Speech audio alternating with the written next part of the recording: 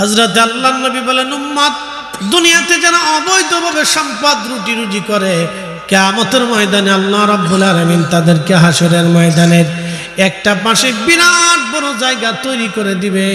সেই জায়গায় তাদের সম্পদগুলি সর্ব আকৃতি দিয়া খুব মারাত্মক একটা বিষধর সাপ বানাইয়া এই সাপটা তার মুখের মধ্যে কামড়াইতে থাকবে। মুখের মধ্যে কামড়াইয়া গোশতগুলি ছিঁড়ে ছিঁড়ে উঠি নিয়ে চলে যাবে, আবার গোশত হবে, আবার কামড়াবে।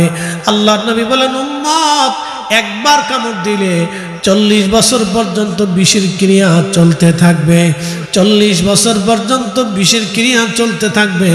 বাবাজি আমার ভালো করে বুঝে যান, বাঁচার জন্য বলতেছি, মারার জন্য বলতেছি না বন্ধু। দুনিয়ার সামান্য অর্থ আপনাকে হাসরের ময়দানে দিবে। এই অবৈধ সম্পদগুলি তার মুখের মধ্যে কামড়াইতে থাকবে। এইভাবে কতদিন শাস্তি দিতে থাকবে তাও শুনে যান। আল্লাহর নবী বলেন, উম্মত ফেরেশতাদের হিসাব আল্লাহ শেষ করবে, জিনদের হিসাব আল্লাহ শেষ করবে, পশু পাখির হিসাব শেষ করবে, মানব জাতির হিসাব আল্লাহ শেষ করবে, আর যত আল্লাহ সৃষ্টির জাতিসত্তা আছে তাদের হিসাব আল্লাহ শেষ করার পরে তারপরে এই সমস্ত লোক যারা অর্থগুলি অন্যায়ভাবে উপার্জন করে দুনিয়াতে রেখে আসছিল, আল্লাহ তাদেরকে ডাক দিয়ে তারপরে হিসাব ধরবে। ততদিনে আল্লাহর নবী বলতেছেন, আমার উম্মত কোটি কোটি বছর পার হয়ে যাবে। এ রানীহারবাসী, দুঃখের সাথে তাদেরকে বলতেছি, বুঝাচ্ছি, আমি বুঝে যান। আমার কথা আমি বলি না, আমি আমার রাসূলের কথা বলেছি। বাজান রে, পৃথিবীতে আল্লাহর নবী যত কথা বলেছেন একটা কথা কোনোদিন মিথ্যা হয় নাই। সাদাকাল্লাহুল মাওলানাল আযীম, আল্লাহ সত্য বলেছেন, ও সাদাকা রাসূলুহুন নবিয়ুল হাবিবুল কারীম, আমার নবী সত্য কথা বলেছেন। আনিহারের মুসলমান, আল্লাহর নবী আরো বলতেছেন, উম্মত কঠিন মাহশরে এইভাবে তাকে শাস্তি দিতে হবে, শাস্তি দেওয়া হবে, বছরের পর বছর শাস্তি হবে। সাবিরারে তারুজুল মালাইকাতু ওয়ার রূহু ইলাইহি ফি ইয়াউমিন কানা মিকদারুহু 50,000 সানা। দুনিয়ার 50,000 বছর বরাবর হাসর একদিন হবে। সেই দিনটা কত ভয়াবহ হবে, ফেরেশতাদের ফয়সালা টানা হবে। আপনি দেখেন, একজন আর দুইজন ফেরেশতা না, সৃষ্টির ভিতরে সমস্ত মানুষকে যদি হাতে খাতা কলম দিয়ে দেওয়া হয় আর বলা হয় তোমরা ফেরেশতা গুনে গুনে হিসাব করে বুঝিয়ে দাও, তাম পৃথিবীর মানুষ যদি একসাথে চেষ্টা করে আল্লাহর ফেরেশতা গুনে গুনে শেষ করতে পারবে না। এত ফেরেশতা আল্লাহর আদালতে হিসাব কষার জন্য দাঁড়ায় যাবে। তাহলে বুঝেন তো হাসরের মাঠটা কত বিরাট হবে। সৃষ্টির প্রারম্ভ থেকে কিয়ামত পর্যন্ত যত জিন, যত মানব, সব মানব যদি হাসরের ময়দানে দাঁড়াবে, সবার হিসাব টানার পরে আমার রব, আমার আল্লাহ ওই সমস্ত অবৈধ সম্পদ যারা দুনিয়াতে রাখছে, আল্লাহ তাদের হিসাব টান দিবে। যখন হিসাব টানার পরে তারা হিসাবের আসামি হয়ে যাবে, সেই সময় বান্দা কাঁদবে আর বলবে, ইয়া রাব্বি, আল্লাহ আপনি তো রহমান, আপনি রহিম, আল্লাহ আমার একটু যদি সুযোগ দিতেন। বান্দা কি সুযোগ তুমি চাও বলো? আল্লাহ আমি আমার সন্তানের জন্য অন্যায় করছিলাম, এই সন্তানটাকে ডাক দিয়ে কিছু গুনাহ সন্তানের আমল নামায় আমি দিতে চাই, আল্লাহ বলে দেন। আল্লাহ বলবেন, তুমি তোমার সন্তান ডাকো। ছেলেকে ডাকা হবে আব্দুল করিম। ছেলেটা দৌড়ায় যাবে, বাবা ডাক দিয়ে বলবে, বেটারে তোদের সুখের জন্য দুনিয়াতে আমি অন্যায় করে অপরাধ করে বাড়ি গাড়ি জমি জাতি বিল্ডিং সব কিছু রেখে আসছিলাম, আমি মারা যাওয়ার পরে সব তোমরা ভোগ দখল করে খাইছো। বেটারে আজকে আমি মামলার আসামি, আল্লাহর দরবারের আসামি, জাহান্নামের আসামি, আমি অনেক বড় গুনায় জর্জরিত হয়ে গেছি রে সন্তান, আমার উপকার করো। আজকের কিছু গুনাহ তুমি নিয়ে আমার গুনাহগুলি হালকা করে দাও। ছেলেটা ডাক দেবে, আব্বা যান, অন্যায় অপরাধ করিয়া সম্পদ রুজি করার দায়িত্ব আপনার ছিল, ওটা আমার না। সন্তান হিসেবে আপনার কাছ থেকে আমি অধিকার পাইতাম, অতএব দুনিয়াতে অন্যায় আপনি হালালে হারামে করছেন, ওটা আমার দেখার বিষয় না। আব্বা যান, আজকে আমি নিজের পাপের চিন্তায় বড় পেরেশান বাবা। আপনার গুনাহ নিয়ে আপনি হিসাব করছেন, আপনার গুনাহ আজকে নিয়ে আমি এই কঠিন গুনাহের জিম্মাদারি নিতে পারবো না বাবা, আপনার চিন্তা আপনি নিজে করেন। আল্লাহর নবী ডাকতে বলেন, সাহাবীরা, 3 জায়গা হাসরের ময়দানে সন্তান মাকে ভুলে যাবে, মা সন্তান ভুলে যাবে, বাবা সন্তান ভুলবে, বাবা সন্তান ভুলবে, সন্তান বাবা ভুলবে, স্বামী স্ত্রী ভুলবে, স্ত্রী স্বামী ভুলে যাবে, কেউ কারো কথা মনে রাখবে না। কঠিন ওই দিনে সবাই সবাইকে ভুলবে। আমার উম্মতরা ওই দিন এতটাই পেরেশান হয়ে থাকবে, কেউ কারো দিকে তাকানোর টাইম হবে না। 1 নম্বর জায়গা, মিজানের পাল্লায় যখন নেকি গুনাহগুলি ওজন করা হবে, ঠিক এই সময় সে মিজানের পাল্লার দিকে তাকিয়ে থাকবে কঠিন ভাবে। তার গুনার পাল্লা ভারী হলো না নেকির পাল্লা ভারী হলো, পেরেশান হয়ে যাবে। আপনি দেখবেন সুপ্রিম কোর্টের শেষ বেঞ্চে প্রধান বিচারপতি যখন কোনো বিষয়ে রায় দেবে, ধরেন একটা মামলার মার্ডার মামলার বিচার রায় দেওয়া হবে, কারণ ওইখানের রায় একবারে চূড়ান্ত রায়। ফাঁসির আসামি হবে সে, ফাঁসির কাস্টে থেকে ঝুলানো হবে। উকিল এসে বলবে, দেখেন, ব্যারিস্টার এসে বলবে, আমি সর্বাত্মক চেষ্টা করেছি আপনাকে বাঁচানোর জন্য, আপনি আমার মক্কেল, আমি আপনার আইনজীবী, আপনাকে বহু চেষ্টা করেছি বাঁচানোর জন্য। রায়টা এখন বিচারপতি দিবে, বিচারপতির রায়ের কাছে আমার কোনো বক্তব্য নাই। তখন ওই আসামি মায়ের কথা বলে যায়, বাবার কথা বলে যায়, দুনিয়ার কথা বলে যায়, সব কিছু সে ওই সময় ভুলে যায়। বাজান রে, ওই আসামির তখন এমন হালত হয়ে যায়, সে দুনিয়ার আর কাউকে চিনে না। সে একটাই চিন্তা, বিচারপতি কি রায় দিবে, এ রায়ের অপেক্ষায় সে থরথর থরথর করে কাঁপতে থাকে। দুনিয়ার একটা ছোট্ট রায়ের অপেক্ষায় যদি মানুষের এই হালত হয়, দেখবেন অনেকে পাগলের মতো হয়ে যায়, নরমাল হয়ে যায়, বকাঝকা শুরু করে, হাবিজাবি বাজে কথা বলা শুরু করে দেয়, নরমাল হয়ে যায়। দুনিয়ার একটা ছোট্ট রায়ের জন্য যদি হালত এরকম হয়, তাহলে হাসরের ময়দানে কি করুন কঠিন পরিণতি হবে, আপনি একটু চিন্তা করে যান। ও নারী হারানি খারেন মুসলমান বাবাজি, বাঁচার জন্য বলতেছি, শুনিয়া যান। আল্লাহর নবী ডাকতে বলেন, উম্মত, 3 নম্বর ডান হাতে আমল নামা নাকি বাম হাতে আমল নামা? এই জায়গায় বান্দা পেরেশান হয়ে যাবে। সন্তান মাকে বলবে, মা সন্তান বলবে, কেউ কারো পরিচয় দেওয়ার সময় হবে না। কোটি কোটি মানব জাতি হাসরের ময়দানে কাতার করে দাঁড়ানো থাকবে, আল্লাহ ফয়সালা দিবে, কেউ কারো দিকে তাকানোর সময় হবে না। সবাই বিরাট বড় চিন্তিত, আজকে কি হবে আমার, উপায় কি, উপায় কি, উপায় কি? আল্লাহর নবী বললেন, 3 নম্বর ফুলসিরাতের ঘাটে আল্লাহর বান্দা সন্তান মাকে বলবে, মা সন্তানকে ভুলে যাবে, কেউ কারো খবর রাখবে না। সবার একটাই চিন্তা, আজকে কি আমি ফুলসিরাত পার হতে পারবো নি?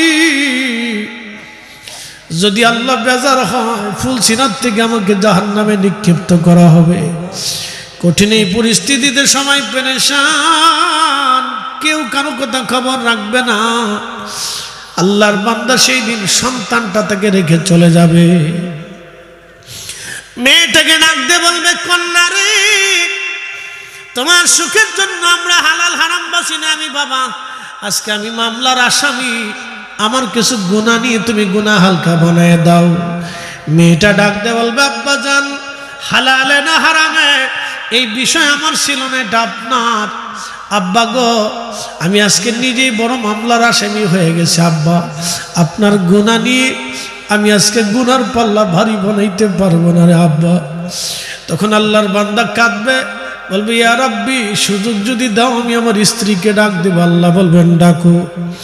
প্রিয়তমা স্ত্রীকে ডাক দেবে, বিবি রে, তোমার একটু হাসির জন্য, সুখের জন্য অন্যায় অপরাধ করে, অর্থ রুজি করে, গহনা থেকে শুরু করে তোমার মাথার থেকে পা পর্যন্ত সাজাইছিলাম, তোমার সুখের জন্য সুন্দর সুন্দর বাড়িঘর নির্মাণ করছিলাম।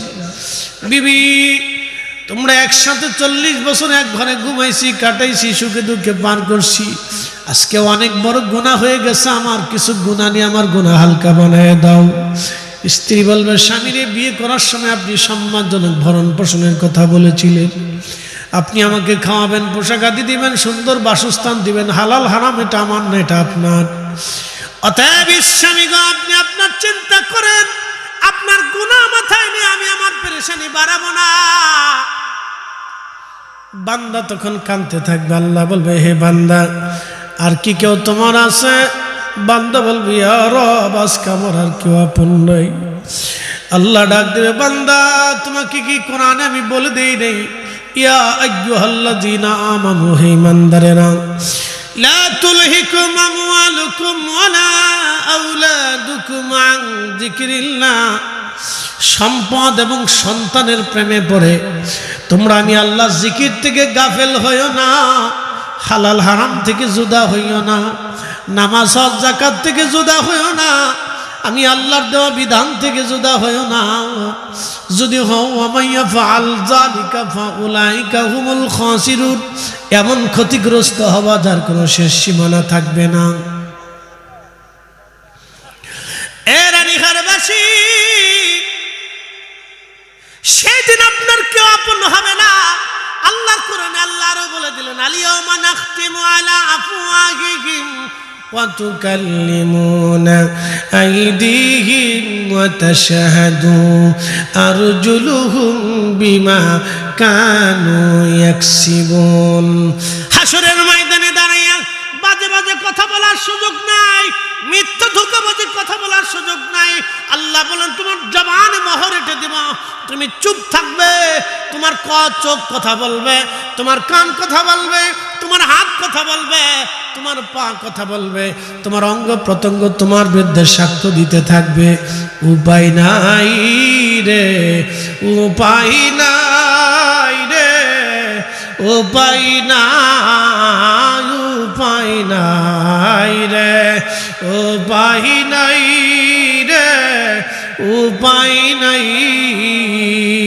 দয়াল নবীর চরণ বিনে উপায় নাই। কথা কোন ঠিক কিনা? কষ্ট হইতেছে আপনাদের? বুঝতে কি কোনো অসুবিধা? বুঝে যাওয়াটা জরুরি বন্ধু, বাঁচার জন্য বলতেছি। আপনি কিয়ামতের ময়দানে আমার একটা নেকিও দিবেন না, এই সুযোগ নেই।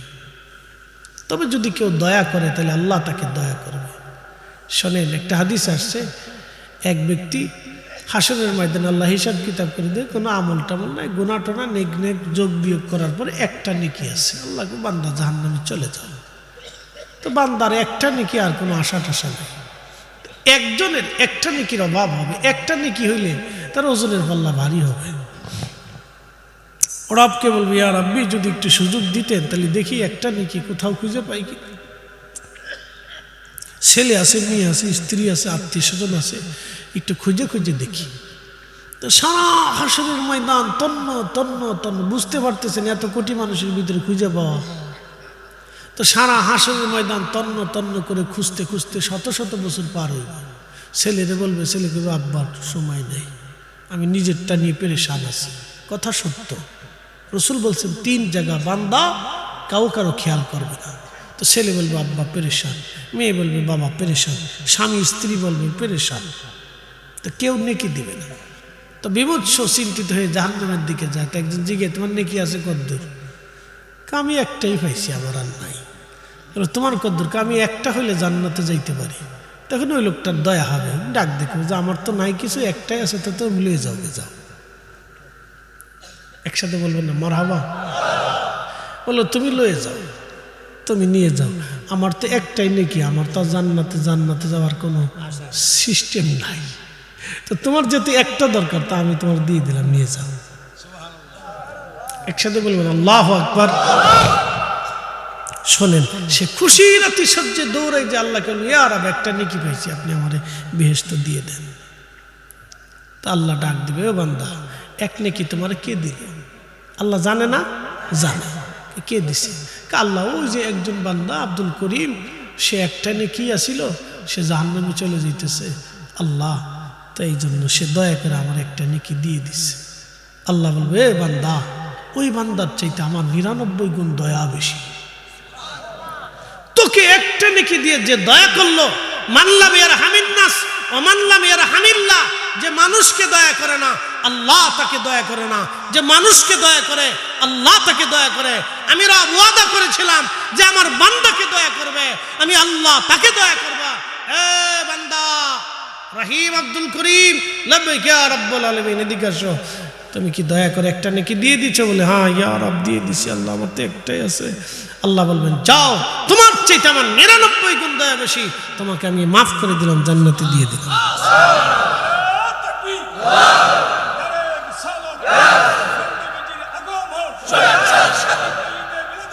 জিন্দাবাদ জিন্দাবাদ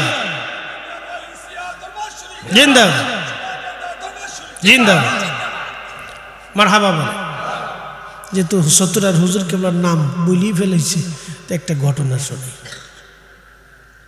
হাসরের ময়দানে আল্লাহ বিচার শুরু করবে। তো কিছু মানুষ থাকবে নেকির অভাব, সামান্য কদ্দুর নেকি লাগবে। তো ফেরেশতারা এক আল্লাহ তোমার বান্দাদের সামান্য কদ্দুর নেকি হইলে জান্নাতে চলে যায়। শোনেন, আল্লাহ কিন্তু একটা মাধ্যম দিয়ে আপনাকে মাফ করবে, মনে রেখেন। অবতাগু ইলাইহিল ওয়াসিলা, তোমরা ওসিলা খুঁজো আল্লাহকে পাওয়ার জন্য, আল্লাহকে খুশি করার জন্য ওসিলা খুঁজো। একসাথে বলবো মারহাবা। তো মনোযোগ দিয়ে হ্যাঁ আল্লাহ ফেরেশতারা বলল আল্লাহ কদ্দুর নেকি হইলে মাফ হয়ে যায়। রব্বুল আলামিন ডাক দিয়ে বলবে ফেরেশতারা রে, আমার বান্দারে যে জিজ্ঞেস করো আমার বান্দা কোন অলির সাথে আত্মীয়তা ছিল কিনা। না হয় না যেমনি কোন যে মনে হইতে আপনাকে চা খাওয়াইতে হইব। একসাথে বলি আল্লাহু আকবার। ইয়া আইয়ুহাল্লাযীনা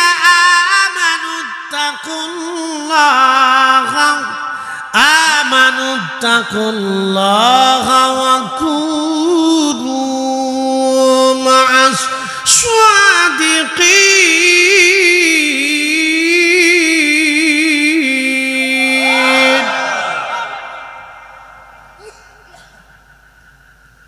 ঝিমিকিরা ঘুমাইছি কার? রাত 12টার পরে, 12টার কাছাকাছি আসলে স্নায়ু দুর্বল হয়, ঘুম আসা স্বাভাবিক।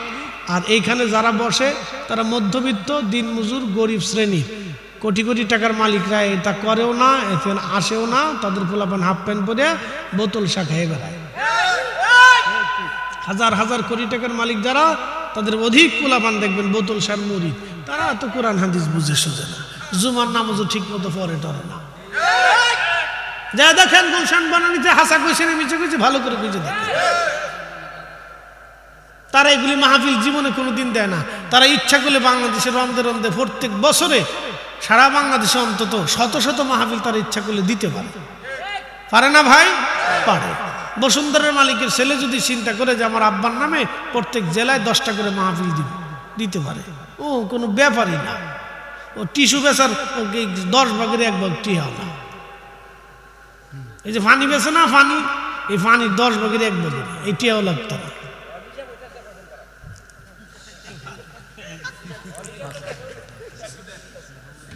আচ্ছা লোক গিয়ে হিসাব দুলিয়া তো দেওয়ার দরকার, দিয়ে ঠিকই আছে, সবারই হিসাব টানার দরকার। হিসাব নাহলে তো বিপদ। কথা ঠিক আছে না? টানতে থাক। যে যত চালাকি করবে সে তত ধরা খাবে। এখন শুনুন, দেয় না, এই মাহফিল দেয় মধ্যবিত্ত, নিম্নবিত্ত, গরিব শ্রেণী, দিনমজুর, ভ্যান চালক, রিক্সা চালক, সিএনজি চালক, অটো চালক, টেম্পো চালক, ড্রাইভার, এই এলাকাবাসী যুবকরা, বেকার যুবক যারা, এই কিছু কারকুর যুবক যারা আছে, চাকরি বাকরি, ব্যবসা বাণিজ্য, বিদেশ থাকে, এই মোটামুটি লিমিটেড মোটামুটি এর ভিতরে কিছু লায়ন ভাইয়ের মতো কিছু সামান্য কিছু অর্থবিত্ত, এরা বেশি হাজার হাজার কোটি টাকার মালিক না, কোটিপতি, কিন্তু হাজার হাজার কোটি টাকার মালিক না। এদেরকে একটু অতিথিমতিতে রেখে এদের কাছে কিছু টাকা পয়সা লইয়া এই আর কি মাহফিল টাহফিল করে। কি কথা কন নাকি? ঠিক আছে না ভাই?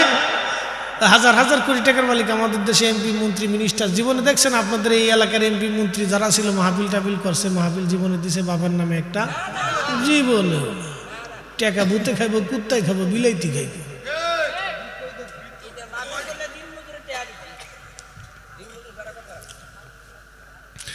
একসাথে বলেন আল্লাহু আকবার। তো আল্লাহ ডাক দিবে যে দেখো আমার কোনো ওলির সাথে সম্পর্ক আছিল না। ফেরেশতারা এসে বলবে, বান্দা, আল্লাহর কোন পেয়ারা মেহবুবের সাথে তোমার কোনো বন্ধুত্ব আসলেনি? বলো না, এরকম মনে টনে পড়ে না, দেখেন। এরপরে আল্লাহ বলবেন, ফেরেশতারা আবার যা জিজ্ঞাসা করো, আমার কোন অলির একদিন সে মেহমানদারি করে খাওয়াইছিল নি? ফেরেশতারা এসে বলবে, আল্লাহর বান্দা গো, আল্লাহর কোন ওলিকে তুমি একবেলা মেহমানদারি করে খাওয়াইছিলানি? বলে না, তাই না। এ বান্দা, ফেরেশতারা আবার জিজ্ঞেস করো, যে বলো, আমার কোন ওলির চেহারার দিকে তাকায় কখনো মুস্কি হাসি দিছিল নি? ফেরেশতারা এসে কথা বলার পরে বলবে, হ্যাঁ, আল্লাহর একজন পেয়ারা মেহবুবের দিকে তাকায় মুস্কি হাসি দিয়েছিলাম, খুশি হয়েছিলাম। আল্লাহ ডাক দেবে, ফেরেশতারা রে, আমার পেয়ারার মেহবুবের দিকে মুস্কি হাসি দেওয়ার কারণে আমি রব্বুল আলামিন আজকে তার গুনাহ মাফ করে দিয়ে জান্নাতি বানায় দিলাম। একসাথে বলেন আল্লাহু আকবার। এর নাম ওয়াকুনু মা'আস সাদিকিন। আল্লাহর সাদিক ওলিদের সোহবত এই জন্য দরকার। যারা বলে পীর ধরবো কে, ওলির কাছে বায়াত নিব কে, কোরআন হাদিসই যথেষ্ট। আল্লাহর কোরআনে যদি যথেষ্ট মনে করেন, তো কোরআনই আপনাকে বলে দিল ওলির কাছে যাও। কি কথা ঠিক আছে না? কি সুন্দর যুক্তি। কোরআন হাদিস মানলেই তো যথেষ্ট, তো কোরআনে তো আপনাকে বলে দিছে। আমরা তো সতুরার হুজুর কইছে না, কি কথা কর না? এখন কি সতুরার হুজুর কয়ে দিছে যে তোমরা আমার জিয়ারতে আইছো? সতুরের হুজুর তো কয় নাই, রসুল কইছে তোমরা জিয়ারতে যাও। কি কথা কর না কেন? আমরা কি সতুরার হুজুরের আইনে চলি? আল্লাহর আইনে, তো রসুলের আইনে চলি। সতুরার হুজুরে ভালোবাসতে কি সতুরার হুজুর কয়ে দিছে? না, তা দেয় নাই। কে বলে দিছে? আল্লাহ নিজে বলে দিছে। কি কথা কর না কেন? আল্লাহ নিজে বলে দিছে যে ভালোবাসো। আর সবাই ভালোবাসতে পারে না।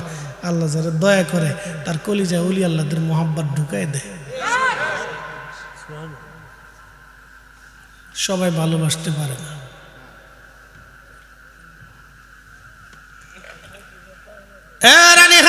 মনোযোগ দিবেন। বিশ্ববিখ্যাত একজন আল্লাহর ওলি, তার নাম হযরতে মালিক ইবনে দিনার আল ইরাকি আল বসরি। হাশরের ময়দানে ওনার জীবনের একটা ঘটনা শোনায়। একদিন ইনি ওয়াজ করতেছে। ওয়াজ করার সময় একজন আল্লাহর বান্দা ডাক দিয়ে বলল, এ মালিক ইবনে দিনার, গত কয়েক বছর আগেও তোমাকে মদপায়ী দেখেছি। তুমি মদের দোকানে পতিতালায় তুমি ঘুরে বেড়াইতা। আজকে এত বড় বুজুর্গ হইয়া এত সুন্দর সুন্দর ওয়াজ করো কেমনে? কে পরিবর্তন করলো? কেমনে পরিবর্তন হলে তুমি বলো? আচ্ছা বলেন তো, এলাকার একটা চোর ডাকাত, অনেক বড় চোর, মদপায়ী, নেশাখোর, সেটা যদি অনেক বড় বুজুর্গ হইয়া ওয়াজ নসিহত করে, তো মানুষের কাছে আশ্চর্য লাগবে না যে এই লোকটা কিভাবে পরিবর্তন হয়? আবার ওয়াজ করে, নামাজ পড়ে, সারা রাত ইবাদত করে, তাহাজ্জুদ পড়ে। তো মালিক ইবনে দিনার আগে মদপায়ী ছিলেন, এনবিআর এর কর্মকর্তা, অর্থাৎ উনি খাজনা আদায় করতেন, ট্যাক্স আদায় করতেন, রাষ্ট্রীয় খাজনা, সরকারের খাজনা উঠাইতেন। তো উঠানোর সময় কদ্দূর চুরি করতেন, কদ্দূর মারতেন, কদ্দূর ফিডাইতেন, কারো কাছ থেকে বেশি আনতেন, কমও আনতেন। বুঝতে পারছেন না? টেবিলের নিচ দিয়ে খালি চালাচালি চলে আমাদের দেশে। এই জন্য সবাই খালি ক্ষমতায় যাবার চায়, খালি ক্ষমতায় যাবার চায়। আমরা বুঝি না এত ক্ষমতায় যাইতে চাই, কারণ ক্ষমতায় গেলে রাতারাতি ধনী হওয়া যায়। কথা ক্লিয়ার? বাকি কি বলি দেই, ক্ষমতায় ঢুকলে রাতারাতি কোটি কোটি টাকার মালিক হওয়া যায়। আপনি 36 বছরও চেষ্টা করে যা পারবেন না, আপনি 36 দিনে তা পারবেন।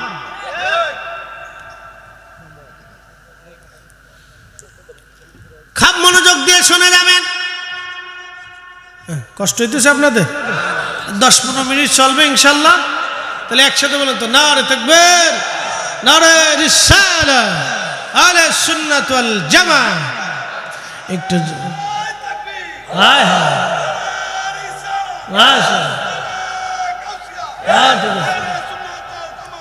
ঠিক আছে,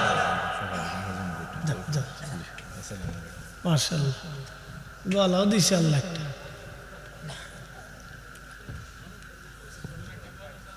দিচ্ছি দাঁড়া। কখনো তোমাকে যদি ভুলি, হেদায়েতের আলো জেলে নিয় কাছে তুলি, ঠাই দিও প্রিয়তম অগমহিয়ান, তুমি রহমান তুমি মেহেরবান।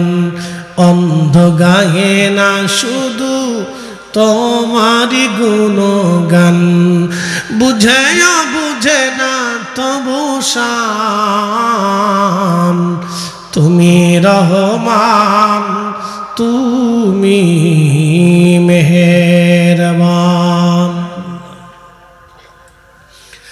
মালিক ইবনে দিনার বলেন, দুনিয়ার মানুষ, আমি মদ পাইছিলাম, আমি যখন মদ পান করতাম আমার একটা ছোট্ট মেয়ে ছিল, দৌড়ে এসে আমার মদের গিলাসগুলি কচি হাত দিয়ে ফেলে ফেলে দিত। আমার কাছে খুব ভালো লাগতো, আমার মেয়েটা আমাকে ভালোবাসতো, আমার কোলে কোলে পিঠে পিঠে থাকতো, আমি ঘুমাইলে আমার কোলের মধ্যে ঘুমাইতো। আমার মেয়েটা আমার ছাড়া কিচ্ছু বুঝতো না, আমার মেয়েটার প্রতি আমার ভালোবাসা বহুগুণে বেড়ে গেল। অনেক ভালোবাসা যখন জন্ম নিয়েছে, মালিক প্রথম বছর বরাতের রাত্রিবেলা, আর এক বর্ণনা সে কদরের রাত, বরাত অথবা কদর রাত্রিবেলা আমি মদ পান করতেছিলাম, আমার মেয়েটা আমার কাছে এসে মদের বোতল ফেলে দিচ্ছিলেন। পরের বছর আমি আবার কদরের রাত্রিবেলা মদ পান করতেছি। আপনি চিন্তা করেন, কদরের রাত্রিবেলা মদ পান করত, কেমন নিকৃষ্ট ছিল দেখেন। তারপরে কি উৎকৃষ্ট হয় আপনি একটু ভালো করে দেখবেন। আল্লাহ মানুষের পরিবর্তন হলে ওলি কিভাবে হয় আপনি বুঝে যান। শোনেন, ওই ঢাকা ইউনিভার্সিটিতে ডক্টরেট ডিগ্রি পাস করলে ওলি হওয়া যায় না, মদিনা ভার্সিটি থেকে পড়ে আসলে ওলি হওয়া যায় না। কি কথা কন না কেন? বিরাট বড় শাইখুল হাদিস হলে ওলি হওয়া যায় না। ওলি হইতে হলে চতুরার হুজুর কেবলার দিকে তাকায় দেখেন, ওলি হওয়া যায়। জেনারেল হলে ওলি হওয়া যায়। কি কথা কন না কেন? মালিক ইবনে দিনারের জীবনের দিকে তাকাবেন, দেখবেন ওলি হওয়া যায়।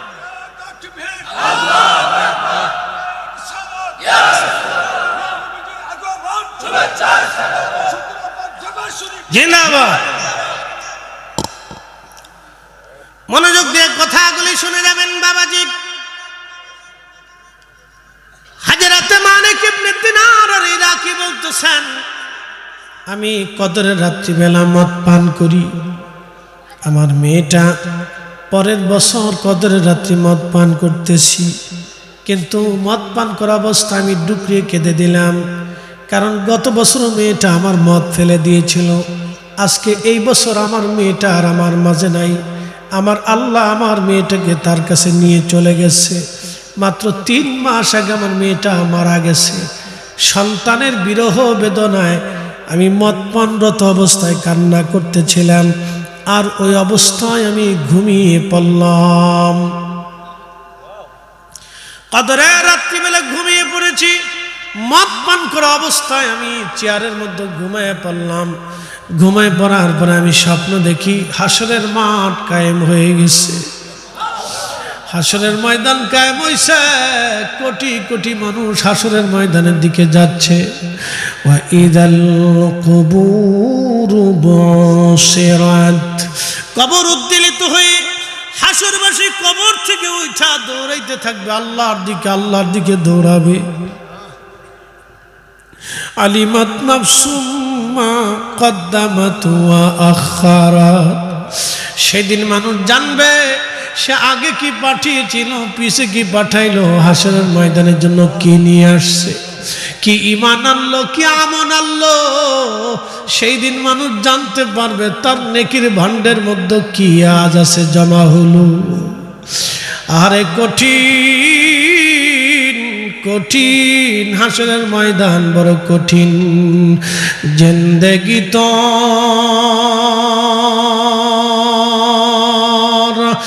যাইরে ফাঁকি দিয়া রে সোনার আদম, জিন্দগি তোর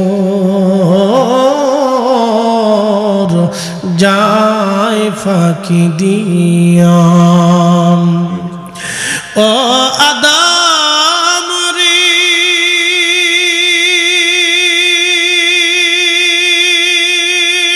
পাগ ধরিয়া গেছে দাড়ি, দন্ত আছে গোটা চারি, সমন জারি গিয়াছে করিয়ারে সোনার আদম, জিন্দগি তোর যায় ফাঁকি দিয়া। ও আদম রে কামিনের কোলেতে কাল ঘুমেতে রইলি তুই, সারা নিশি কাটাইলি তুই ঘুমাইয়া ঘুমাইয়া রে সোনার আদম, জিন্দগি তোর যায় ফাঁকি দিয়া। কথা বলেন ঠিক কিনা? মালিক ইবনে দিনার বলেন হাসরের মাঠ কায়েম হয়ে গেল, বিরাট বড় মাঠের দিকে আমি দেখলাম কোটি কোটি মানুষ দৌড়ায় যাচ্ছে।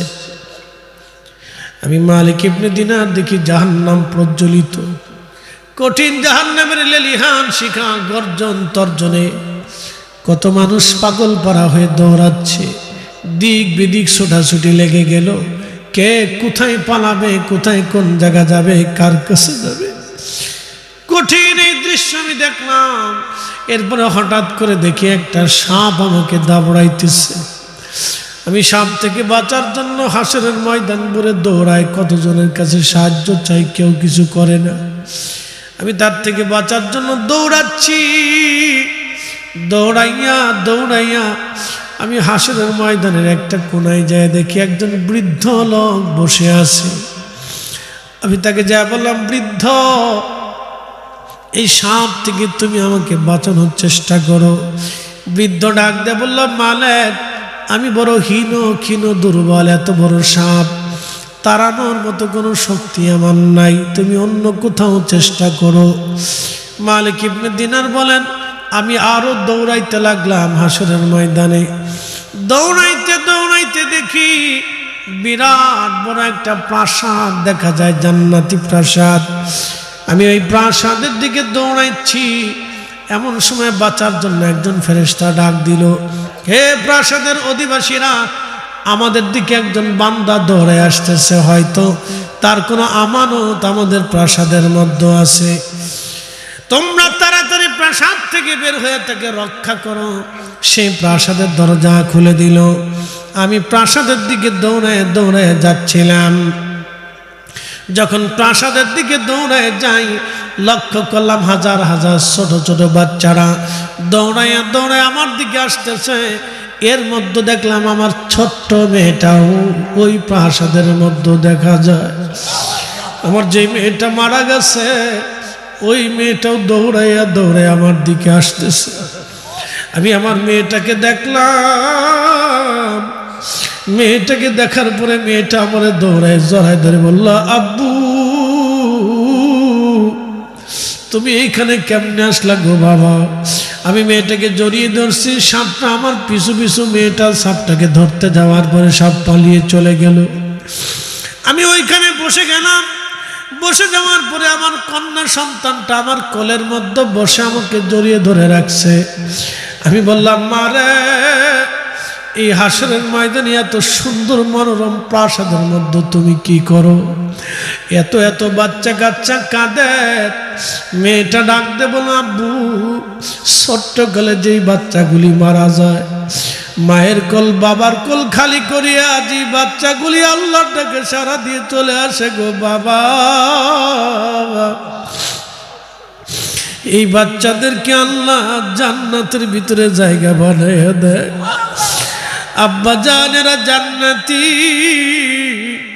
আমি ছোট্ট কালে তোমার কোল তোমার মায়া ছেড়ে দিয়ে চলে আসছি। আব্বা গো, আমি জান্নাতি, এই প্রাসাদের মধ্যে আল্লাহ আমরারে জায়গা বানাই দিছে। আব্বু, তুমি আজকে এই প্রাসাদের মধ্যে চলে আসছো গো বাবা। বলতেছে এই ছোট ছোট বাচ্চাগুলি কানা বলে এরাও সেই সমস্ত বাচ্চারা মায়ের কোল খালি করে চলে আসছে। বলে বাবা রে, মা রে, আজকে দুইটা জিনিসকে আমারে বলবানি। বলে আব্বু বলো। বলতেছে ওই বিরাট একটা সাপ আমারে দাবড়াইতেছিল রে মা, এই সাপটা কি, কোথার থেকে আসলো, কেন আসলো? মেয়েটা ডাক দেখ, আব্বা জান, এই সাপটা হলো তোমার বদ আমল। তুমি নামাজ পড়ো না, রোজা রাখো না, যাকাত দাও না, হজ করো না, নেকের কাজ করো না। আব্বা গো, তুমি মদ পান করো, জেনা করো, ফাঁসে গিয়ে কাজ করো। আব্বা, মানুষের কষ্ট দাও, মানুষের হক মেরে খাও। আব্বা গো, এই সাপটা হলো সেই সাপ যেই সাপের ওয়াদা আল্লাহ করে রাখছে। আল্লাহ রসুল হাদিসের মধ্যে বলে রাখছে, আব্বা জান, এই সাপটা যদি আজকে তোমার লাগল পাইতো, দুনিয়ায় ফিরে যাওয়ার আর কোনো সুযোগ ছিল না গো বাবা। আব্বা জান, এই সাপটা তোমার এই বদ আমল থেকে সর্প বানাইয়া আল্লাহ তোমাকে আজকে ধাওয়া করাইলো। আব্বা গো, তুমি নেক আমলটাকে দুর্বল বানায় বদ আমলে সবল বানাইছো।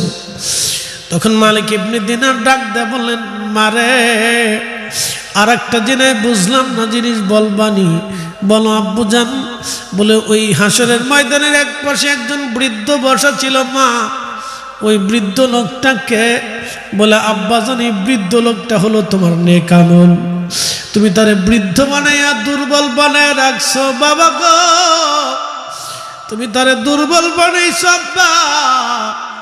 আজকে এই দুর্বল হওয়ার কারণে তোমার নেক আমল তোমাকে কোনো সাহায্য করতে পারে নাই গো বাবা।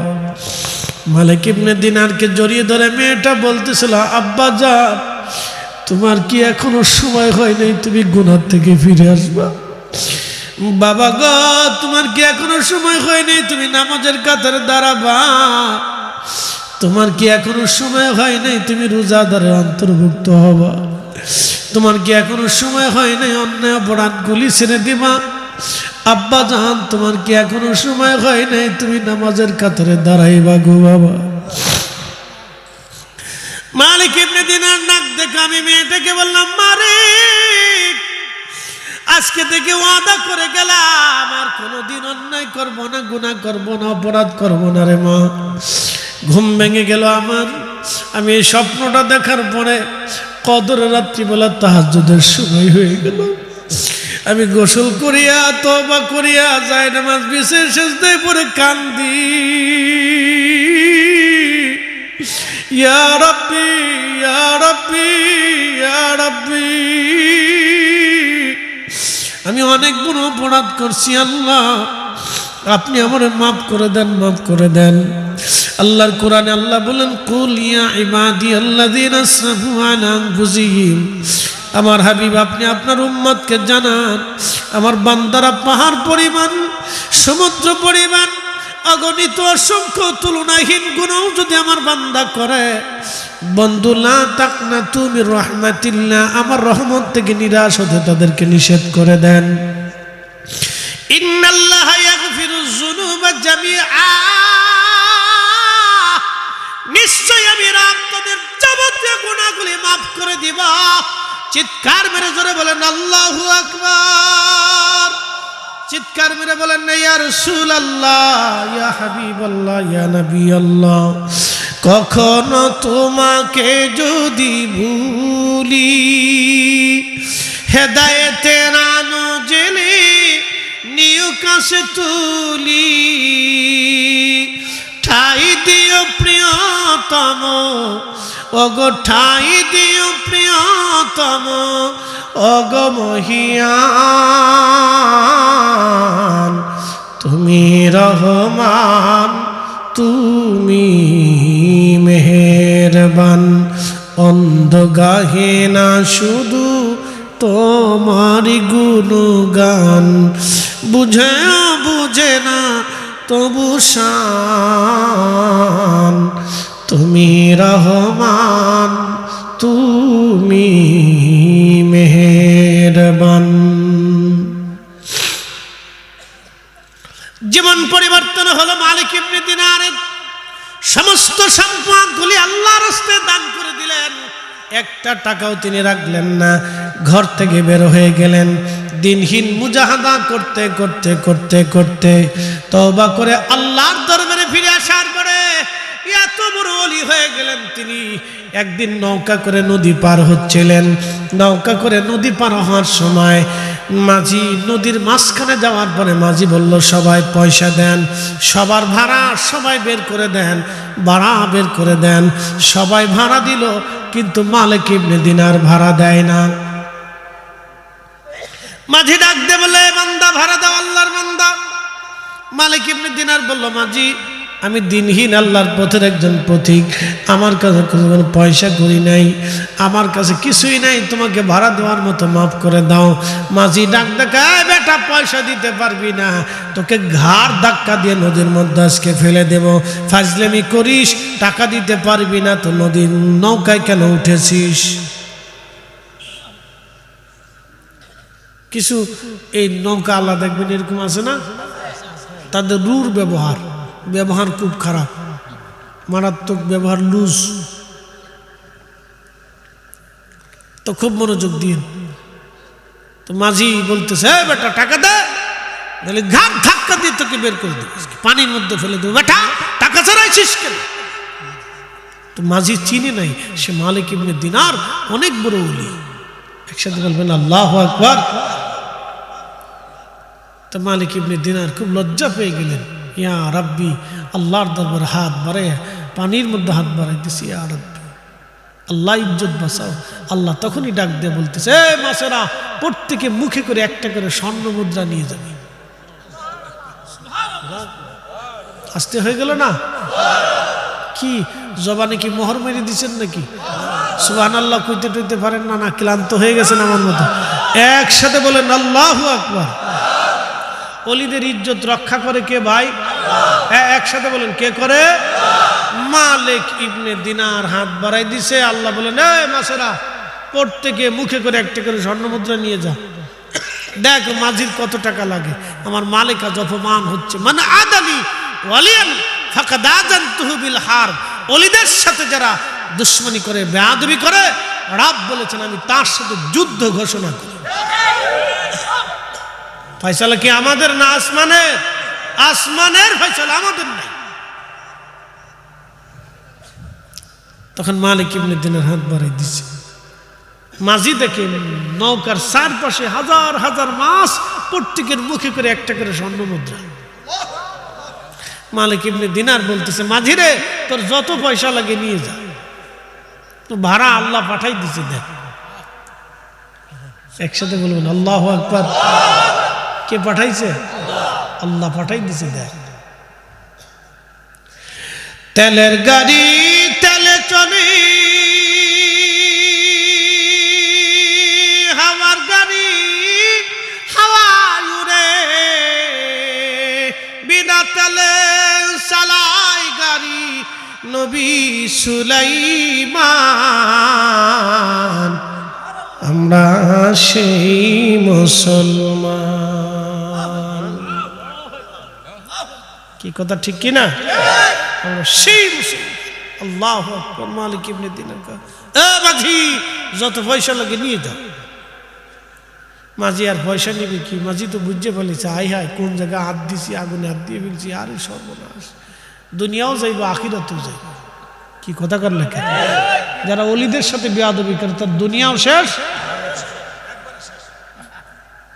আখিরাতও ফাইতো না, দুনিয়াও ফাইতো না। আর আল্লাহ রসুলের সাথে গুস্তাকি করলে তো তার কিছুই নেই। কি কথা কর না কেন? তার আছে কিছু? কিচ্ছু নেই, সব শেষ। ইন্নাল্লাযীনা ইউযুনাল্লাহু রাসূলাহু, আল্লাহ তার রাসূলকে কেউ যদি কষ্ট দেয়, লানাহুমুল্লাহু ফিদ দুনিয়া ওয়াল আখিরা, আল্লাহ বলেন দুনিয়াতেও লানত আর আখিরাতেও লানত। শেষ। মালিক ইবনে দিনার কয়, মাঝি যত পয়সা লাগবে নিয়ে যা। মাঝিকে, হুজুর পয়সা লাগতো না, ভুল হয়ে গেছে, মাফ করে দেন, অপরাধ করে ফেলছি আপনার সাথে, হুজুর মাফ করে দেন, আমি চিনতে পারি নাই। আপনার একটা পয়সাও লাগবে না। মাঝেও খুব বুঝবান, সাথে সাথে স্যারেন্ডার করে বলছে ভুলে গেছে, আমার মাফ করে দেন। এরা ওলি মালিক ইবনে দিনার একসময় মদপায়ী ছিলেন, একসময় নিকৃষ্ট ছিলেন, আর এক সময় আল্লাহর দরবারে ফিরে এসে উৎকৃষ্ট হয়ে গেলেন। কেন বলে দিয়ে যাই। ও বন্ধু, মদিনার এক মেলার ভিতরে বাচ্চা হারাই গেছে। আগে তো বড় বড় মেলা হতো না, সারা দেশে সারা পৃথিবীতে বড় বড় মেলা হতো, বাণিজ্য মেলা। বাংলাদেশে এখন হয়, পৃথিবীর বিভিন্ন দেশে এখনো হয়, বড় বড় বাণিজ্য মেলা হয়। হ্যাঁ, অনেক বড় বড় মেলা, অনেক বিভিন্ন বিশ্বের বিভিন্ন দেশ থেকে পণ্য সামগ্রী আসতো। ঢাকাতে যেমন বাণিজ্য মেলা হয়, পৃথিবীর বিভিন্ন সামগ্রী আসে। তো আসলে ওই সবাই কিনতে যায় যে ওই দেশের কি জিনিস আছে দেখি, তারা কি ব্যবহার করে দেখি, হ্যাঁ এরকম দেখতে যায়, কিনতে যায়। তো এটা কিন্তু এক ধরনের আনন্দ। এরকম পৃথিবীতে বহু আগে থেকে মেলা বসত। তা মদিনাতে মেলা বসছে। আল্লাহর নবী দেখলেন এক মহিলা তার বাচ্চাকে জড়িয়ে ধরে খুব কাঁদতেছে। তো সাহাবে কেরামকে বললেন, সাহাবীরা মহিলা কাঁদে কেন? বলি, ইয়া রাসূলুল্লাহ, এই বাচ্চাটা মেলার ভিতরে হারিয়ে গেছে। বুঝেন তো, লক্ষ লক্ষ মানুষের ভিতরে বাচ্চা হারিয়ে গেছে। এখন মহিলা তো পাগল পড়া হয়ে গেছে, আমার বাচ্চা গেল কোথায়? তো অনেক খোঁজাখুঁজি করার পরে সে তার বাচ্চাটাকে ফিরে পাইছে। তো ফিরে পাওয়ার পরে খুশির আতিশয্যে নিজের বাচ্চাকে বুকের মধ্যে জড়িয়ে ধরে কাঁদতেছে। আল্লাহর নবী বলেন, সাহাবীরা কেন কাঁদে? বলে, খুশির আতিশয্যে বাচ্চাটাকে ধরে কাঁদতেছে। খুশির কান্না? বলে, দুঃখের কান্না না, খুশির কান্না। বলে, খুশির কান্না। নবী বললেন, সাহাবীরা আল্লাহ দয়াটাকে 100 ভাগে ভাগ করে একটা ভাগ দয়া तमाम সৃষ্টির মধ্যে বিলিয়ে দিয়েছেন, আর 99টা দয়া আল্লাহ তার নিজের কাছে রেখে দিয়েছেন। এ মুরগায় ডিম পারেনি, ডিম পারার পরে বাচ্চা তা দেয় কিনা, মানে ডিমের উপরে তা দেয় কিনা? কেন দেয়? বাচ্চা ফুটতো। আচ্ছা, বাচ্চা যখন ফুটে তা দেওয়ার থেকে শুরু করে মুরগা কিন্তু খাবার যথেষ্ট পরিমাণে খায় না, পানিও কম খায়, খাবারও কম খায়, থোড়া খায়। যখন বাচ্চা বের হয় তখন এই মুরগি দেখবেন সেই বাচ্চাগুলি নিয়ে এই সেই আপনি যদি খাবার খুদ টুদ ছিটাই দেন, তখন দেখবেন এই মুরগা ঠুকায় ঠুকায় ঠুকে ঠুকে বাচ্চার মুখে দেয়, পা দিয়ে আশ্রয় আশ্রয় বাচ্চার মুখে দেয়, দেয় না? জঙ্গলে গেলে বাচ্চা নিয়ে যায়, আশ্রয় আশ্রয় আশ্রয় আশ্রয় আশ্রয় পোকামাকড় এই বাচ্চারে খাওয়ায়। একসাথে বলবেন আল্লাহু আকবার। মুরগার কলিজাতে এই বাচ্চার দয়া কে দিছে? বাচ্চার প্রতি মোহাম্মত কে দিল? এরপরে শিয়াল তাক করে থাকে বাচ্চা ধরবে। কথা ঠিক আছে না ভাই? শিয়াল বা বেজি, বেজি চিনেন না আপনারা? সাপের লোকে মারামারি করে, এই বেজিতে তাক করে থাকে কোন সময় একটা ধরবো। তো বেজি যখন ধরার জন্য আসে তখন এই মুরগা তার সমস্ত হাত পা সমস্ত শক্তি দিয়ে রাগ দিয়ে তার বাচ্চাকে বাঁচানোর জন্য দেখবেন ওই বেজির সাথে মারামারি কামড়াকামড়ি করতে থাকে। কি কথা কন না কেন? করে না? বলে, মুরগা কি তার জীবনের মায়া করে না বাচ্চার মায়া করে? এই মায়াটা কে দিয়ে দিছে? একটা মুরগার কলিজাতে এই ভালোবাসা যদি হয়, রব বলতেছেন, এ বান্দা 99 গুণ বেশি দয়া আমি আল্লাহ নিজের কাছে রেখে দিয়েছি। তুমি ডাক দিবা আমি মাফ করে দিব, তুমি হাত তুলবা কানবা ক্ষমা হয়ে যাবে। এখন যারা দোয়া মানে না, এই সবকটা নাফরমান শয়তানের দালাল, আপনাকে ধ্বংস করার জন্য আসছে। মানলি মানবেন, না বলি না মানবেন, কিচ্ছু করার নাই, আপনাকে ধ্বংস করে দেওয়ার জন্য আসছে। আপনি হাত তুলবেন না, ক্ষমা পাবেন না, তুলবেন ক্ষমা হবে। এই কথা ঠিক আছে না? তুলবেন ক্ষমা হয়ে যাবে, তুলবেন না ক্ষমা হবে। আল্লাহ রাসূল বললেন, আমার উম্মত, ওই মহিলা বাচ্চা পাওয়ার আনন্দে যেমন কাঁদতেছে, আমার উম্মত যখন গুনাহ করার পরে আল্লাহর দরবারে ক্ষমা চায়, তখন আল্লাহ রাব্বুল আলামিন ওই মহিলার চাইতে 99 গুণ দয়া দিয়ে বান্দার রহমতের কোলে টান দিয়ে তার জীবনের গুনাহ মাফ করে দেয়। তো মাফ চাবো কার কাছে? একসাথে বলেন, কার কাছে? জমিন কার? আসমান কার? দোয়া করব কার কাছে? চাবো কার কাছে? মসজিদ কার? তো খুদার ঘরে মসজিদে দোয়া হবে না, দোয়া কি হিঁদুর মন্দিরে হবে? হ্যাঁ, তো মসজিদ থেকে দোয়া বন্ধ করে কারা? সব কটা শয়তানের দালাল। মুসলমানের মসজিদে দোয়া হবে না তো খ্রিস্টানের মন্দিরে দোয়া হবে নাকি? মুসলমানের ঘরে মিলাদ হবে না তো হিঁদুর বাড়িতে মিলাদ হবে, মুসলমানের বাড়িতে খোদার জিকির হবে না তো হিঁদুর বাড়িতে খোদার জিকির হবে। মুসলমানের বাড়ি কোরআন খতম হবে না তো খ্রিস্টানের বাড়ি কোরআন খতম হবে। শতান কোথাকার সব বন্ধ করে দিছে সালবাজি দিয়ে, বেদাতের দোহাই দিয়ে। কি কথা কন না কেন? বেদাতের ভয় দেখাই দিয়ে আজকে বন্ধ করে দিছে। আচ্ছা বলেন তো, এই কোরআন খতম, দোয়া, দুরুদ, মিলাদ, কিয়াম এগুলো বন্ধ করে দিয়ে এদেশের সুদ কমছে, ঘুষ কমছে, এই বেপর্দা কমছে, এই জেনা কমছে, এই পরকিয়া কমছে? কি কথা কন না কেন? খুন খারাপি কমছে? তো না কমলে তো লাভ হয়েছে কার?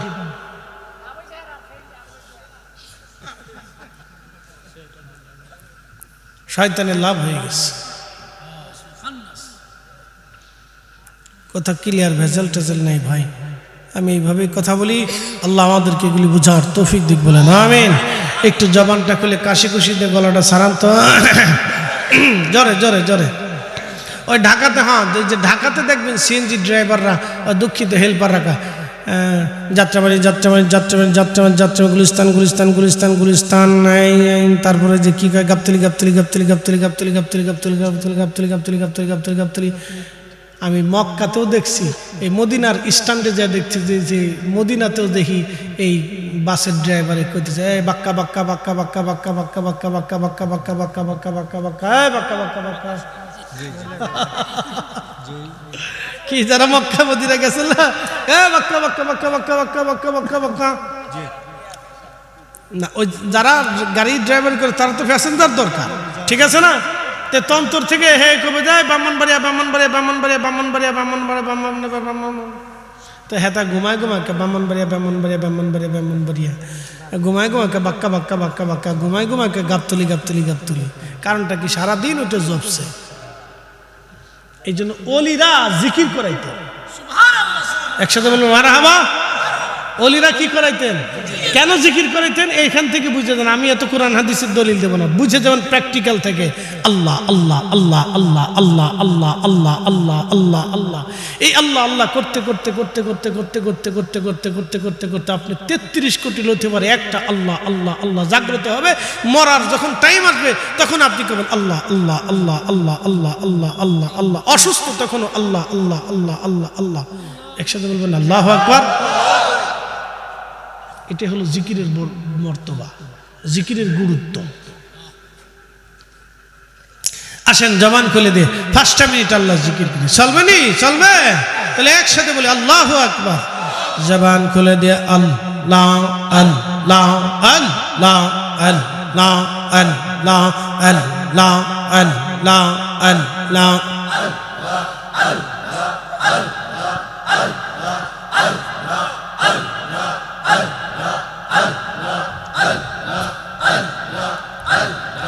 আল্লাহু আল্লাহু রহমান আল্লাহ করো জপনায়া আল্লাহ আল্লাহ।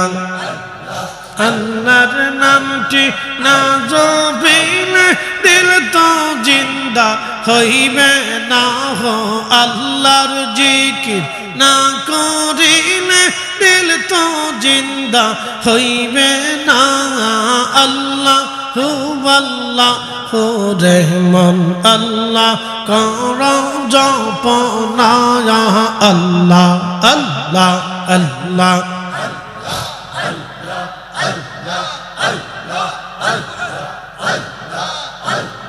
গাছ বৃক্ষা তরুলতা সবুজ গাছের কচি পাতা, গাছ বৃক্ষা তরুলতা সবুজ গাছের কচি পাতা, জিকিরে লাইছে মাথা নয়ন খুইলা দেখো না হো, জিকিরে লাইছে মাথা নয়ন খুইলা দেখো না। আল্লাহু আল্লাহু রহমান আল্লাহ করো জপনা আল্লাহ আল্লাহ।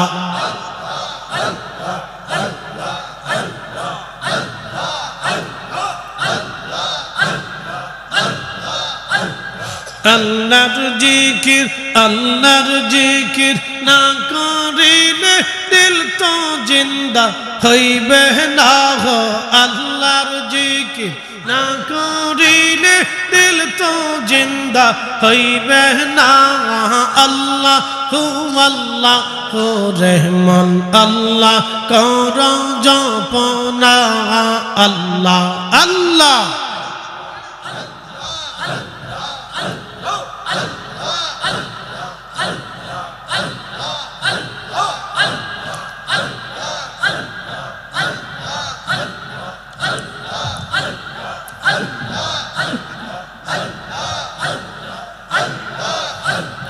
আসমান জমিন গ্রহ তারা আল্লাহর জিকির করে তারা আসমান জমিন গ্রহ তারা আল্লাহর জিকির করে তারা মানুষ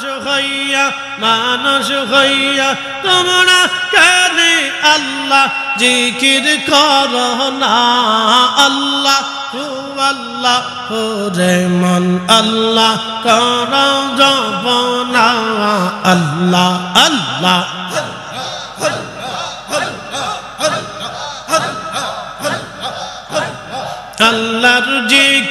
আল্লাহর জিকির না করিলে দিল তো জিন্দা হইবে না গো আল্লাহর জিকির না করিলে দিল তো জিন্দা হইবে না আল্লাহু আল্লাহু রহমান আল্লাহ কর জপনা আল্লাহ ইয়া আল্লাহ আল্লাহ আল্লাহ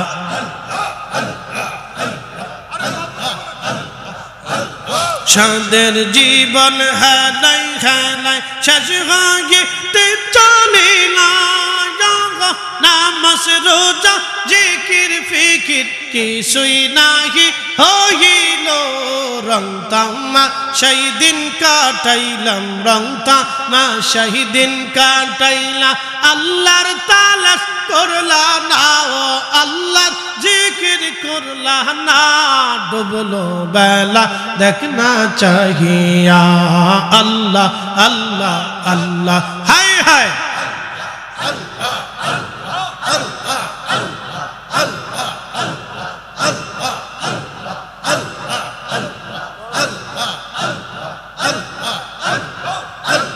নবীর কালেমা নামাজ রোজা পথের সম্বল করিয়া সামনে চলে রে আবুজ মন রে আল্লাহ আল্লাহ বলিয়া আল্লাহ বিনে নাই রে উপায় আল্লাহ বিনে নাই রে উপায় দেখ শুনি মন ভাবিয়া দেখ শুনি মন ভাবিয়া ডুবলো বেলা দেখ না চাহিয়া আল্লাহ আল্লাহ আল্লাহ আল্লাহ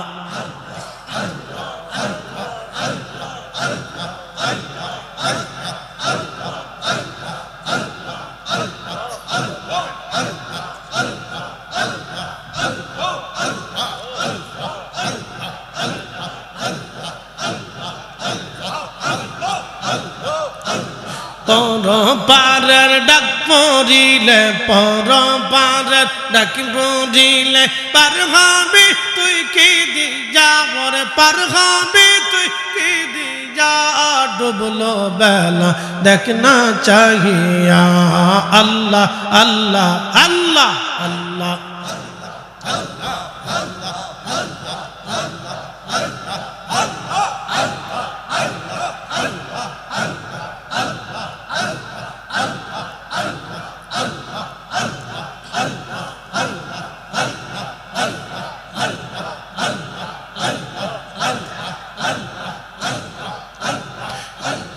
لا إله إلا الله محمد رسول الله صلى الله عليه وسلم अरशो से ज्यादा मर्तबा वाला रोज़े रसूलुल्लाह का उनसी रोज़े अनवर पर गुनाहगार की लाखों सलाम या नबी